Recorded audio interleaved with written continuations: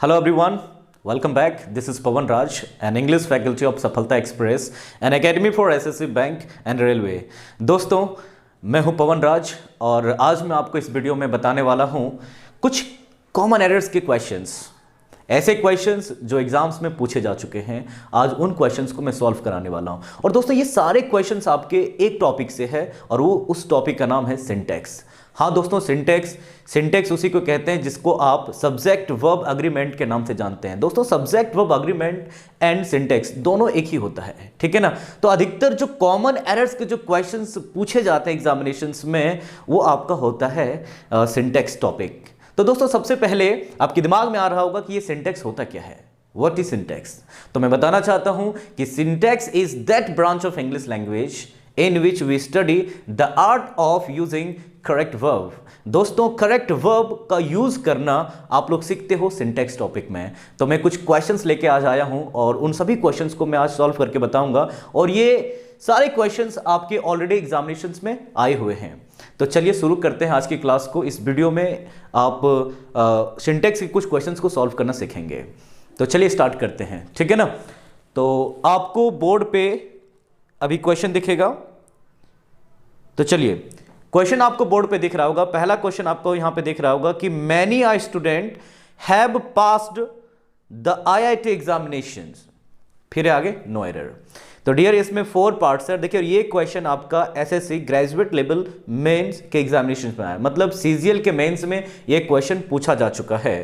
तो चलिए इस क्वेश्चन को सॉल्व कैसे करेंगे उसके बारे में आपको एक ट्रिक दे देता हूं। आप ऐसे क्वेश्चंस कभी भी अगर आपके एग्जामिनेशन में आता है तो डेफिनेटली आप श्योर रहिए कि इस क्वेश्चन को आप सॉल्व कर सकते हैं, इस फॉर्मेट वाले क्वेश्चन को। तो चलिए मैं आपको बता दूं, ट्रिक दे देता हूं डियर आपको। तो यहां पे देखेंगे कि सबसे पहले आपको सेंटेंस में दिख रहा होगा मैनी ए, ठीक है ना। देखिए, मैनी की अगर बात करते हैं तो मैनी क्या होता है, एक प्लूरल वर्ड है। मैनी के साथ क्या होता है कि नाउन भी प्लूरल आता है और वर्ब भी प्लूरल आता है। लेकिन दोस्तों याद रखेंगे आप कि मैनी के ठीक बाद अगर आपको ए या एन दिखे, मैनी के ठीक बाद अगर आपको ए या एन दिखे, तो याद रखेंगे आप कि मैनी के ठीक बाद अगर ए या एन दिखे दोस्तों, तो आपको क्या करना है कि मैनी ए और एन के बाद आपका जो नाउन आता है वो नाउन आपका सिंगुलर होता है और जो वर्ब यूज करेंगे वो वर्ब को भी आप सिंगुलर रखना है, ठीक है ना। तो पहला सेंटेंस यहां पे देखेंगे तो इसको एरर जो है डियर, वो मैनी ए के बाद आप देखेंगे कि मैनी अ स्टूडेंट आया है, सिंगुलर है। तो बिल्कुल सिंगुलर है। यहां पे देखिए आप कि मैनी ए के बाद नाउन सिंगुलर है, स्टूडेंट आया, बिल्कुल सही है। लेकिन जब वर्ब की बात करेंगे तो वर्ब को चेक कीजिए, हैव आया हुआ है, जबकि मैंने अभी बताया आपको कि मैनी ए या एन के बाद वर्ब को सिंगुलर रखना होता है। तो एरर आपका किसमें है, एरर आपका सेकेंड पार्ट, बी पार्ट में आपका है, यू कैन चेक, ठीक है ना। सेकेंड सेंटेंस को चेक करेंगे। सेकेंड सेंटेंस आपका कह रहा है कि do you know that it was I who has done the piece of beautiful work. तो याद रखेंगे दोस्तों, इस सेंटेंस में आप देखिए कि डू यू नो, उसके बाद एक कंजंक्शन आया, डू यू नो दैट, ठीक है ना। इट वॉज आई, मतलब उसके बाद देखेंगे कि इट वॉज आई, उसके बाद लिखा हुआ है हु हैज डन। तो हु के बाद जो हैज आया हुआ है ना, वो आई के लिए आया हुआ है। किसके लिए आया हुआ है, आई के लिए। और आप सभी को पता है कि जो आई होता है ना उसके साथ हैव का यूज करते हैं, और ये सेंटेंस में आप देखेंगे कि हैज यूज किया गया है, जो कि गलत है। इस जगह पे क्या होना चाहिए, हैव का यूज करना चाहिए था। तो एरर आपका जो है वो बी पार्ट में है, हु हैज की जगह पे डियर आना चाहिए हु हैव डन, ठीक है, क्लियर है। अब चलते हैं नेक्स्ट क्वेश्चन की तरफ चलते हैं। नेक्स्ट क्वेश्चन आपका देखिए 101 क्वेश्चन नंबर यहां पे चेक करेंगे बोर्ड पे। क्वेश्चन में कह रहा है कि he committed suicide twice before he died and left the members of his family crying. तो इसमें जो एरर्स वाली जो बात है डियर, इसमें पार्ट ए में एरर है। पार्ट ए में एरर क्या, मैं आपको बताता हूं। कमिटेड सुसाइड का मतलब होता है, कमिटेड सुसाइड का मतलब होता है उसने आत्महत्या कर ली। और यहां पे क्या, उसने 2 बार आत्महत्या कर ली, ट्वाइस। एक बार आदमी मर जाता है, दोबारा कैसे मर सकता है।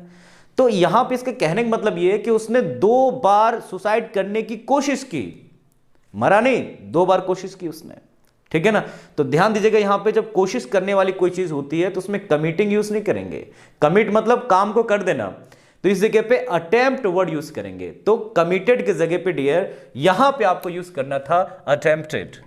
तो अटेम्प्टेड यूज करना था आपको, अटेम्प्ट वर्ड जो होता है उस जगह पे आपको यूज करना था, ठीक है ना। अब चलते हैं नेक्स्ट क्वेश्चन। नेक्स्ट क्वेश्चन आपका कह रहा है, देखेंगे बोर्ड पे आप चेक कीजिए कह रहे कैन आई लैंड, योर होगा यहां पे, यू के जगह पे योर आना चाहिए था। Can I land your pencil for a minute please. तो एक बात बताइए, जब आप किसी से कोई चीज मांगते हैं तो आप पार्ट ए में देखिए एक वर्ड आया हुआ है लैंड, LEND। लैंड का मतलब होता है उधार देना, और जब आप किसी से उधार मांगते हैं तो उसके लिए जो वर्ड यूज किया जाता है वो वर्ड यूज किया जाता है बोरो। ठीक है ना।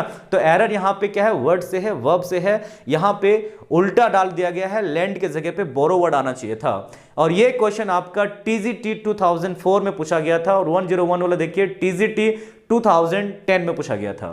नेक्स्ट क्वेश्चन को यहां पे चेक कर पाएंगे आप, 103 वाला, the father as well as the sons were involved in the murder. तो डियर ये क्वेश्चन आपका पूछा गया था TGT 2009 में। तो 103 वाला क्वेश्चन को देखेंगे आप कि the father as well as the sons were. तो एक चीज मैं आपको ट्रिक दे देता हूं, यहां पे याद रखेंगे हमेशा के लिए आप कि कभी भी सेंटेंस में अगर आपको एज वेल एज दिखे तो एज वेल एज वाले के पहले वाला वर्ड देखना है। वर्ड अगर इधर आपका सिंगुलर है तो वर्ब भी आपका क्या होगा, अगर सिंगुलर है तो इसके बाद आपका चाहे जो वर्ड है वो प्लूरल हो या सिंगुलर हो, उससे हमें कोई मतलब नहीं है। अगर ये वर्ड सिंगुलर है तो आपका जो वर्ब यूज करेंगे वो वर्ब आपका सिंगुलर होना चाहिए। तो एज वेल एज याद रखेंगे कि एज वेल एज के ठीक पहले वाला या पहले वाले मतलब जो पीछे उसके जो वर्ड है डियर, उस वर्ड के अकॉर्डिंग आपको वर्ब को रखना है। तो द फादर आपका सिंगुलर है, सन्स आपका प्लूरल है, ठीक है ना। तो सन्स के अकॉर्डिंग आप यहां पे वर का यूज किया गया है जो कि गलत है, इस जगह पे वॉज का यूज आना चाहिए, वॉज होना चाहिए डियर, तभी आपका सेंटेंस आपका सही होगा। तो मैंने पहले कहा था कि in which we study the art of using correct verb. Syntax topic का मतलब यही होता है कि आप करेक्ट वर्ब यूज करना सीखते हैं सिंटेक्स टॉपिक में। चलिए नेक्स्ट क्वेश्चन आप यहां पे देख पाएंगे कि I am very thirsty, give me little water to drink. 104 नंबर का क्वेश्चन को चेक कर पाएंगे। ऑप्शन नंबर बी को ध्यान से देखिए, गिव मी लिटिल वाटर, मैं प्यासा हूं, मुझे कुछ पानी चाहिए पीने के लिए, यही तो कहना चाह रहा है। अब यहां पे एक बात बताइए, क्वेश्चन में लिखा हुआ है लिटिल वाटर। याद रखें दोस्तों, लिटिल का मतलब होता है कुछ नहीं, लिटिल का मतलब होता है कुछ नहीं, लिटिल का मतलब होता है थोड़ा। तो मुझे कुछ थोड़ा पानी चाहिए पीने के लिए, और लिटिल का मतलब होता है कुछ नहीं। तो सेंटेंस में एरर कहां पर है, लिटिल से है, इस जगह पे आपका लिटिल होना चाहिए। याद रखें, लिटिल का मतलब होता है कुछ नहीं, लिटिल का मतलब होता है थोड़ा, मतलब पॉजिटिव हो गया, लिटिल आपका नेगेटिव हो गया। चलते नेक्स्ट क्वेश्चन आपका 105 में बोर्ड पे देखेंगे आप, both Ram and Shyam were not present in the classroom.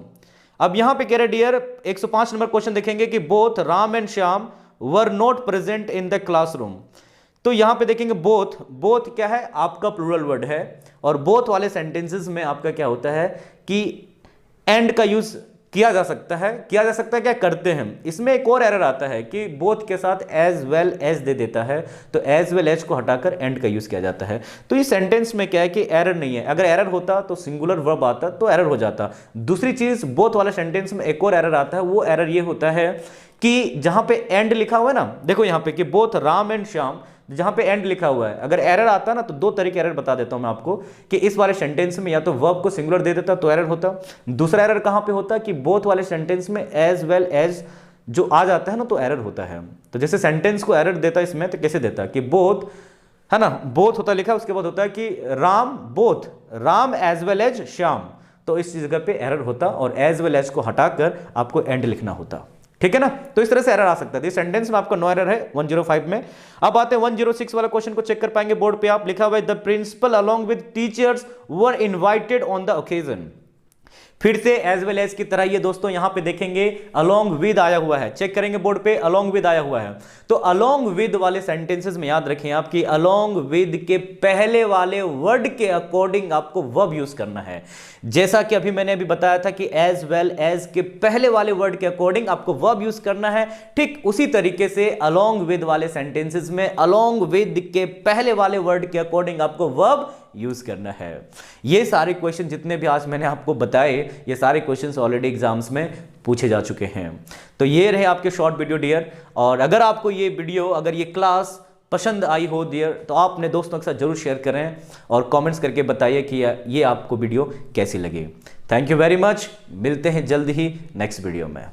Have a good time, take care.